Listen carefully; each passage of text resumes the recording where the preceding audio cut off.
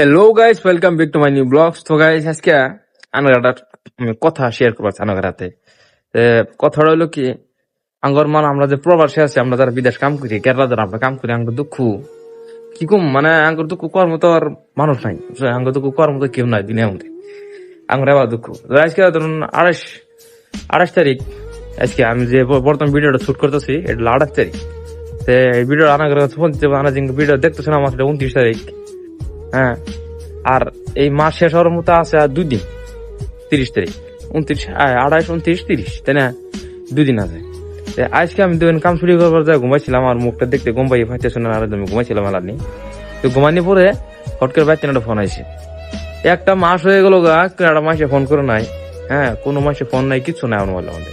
Hot করে একটা phone আসে, তো ফোন থেকে ঘুমতন ভাঙছি ভাঙা রিসিভ করলাম।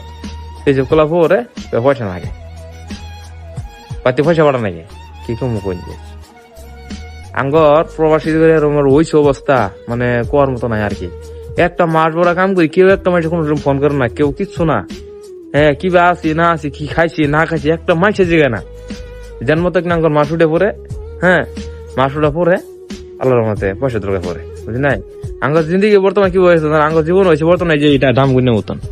এই যে খালি ডামগুনি যেন দেখতেছি না, এই খালি ডামগুনি যে আছে, এটার মধ্যে আঙ্গর জীবন হয়ে গেছে। জিগতন এর মধ্যে আঙ্গর থায়, জিগত আমরা দিবেন গিয়ে ভাই, ইগতের আমরা ভালো পারো শেষ এই যাবো গেলে আঙ্গর ফালা দিতে, বুঝছেন?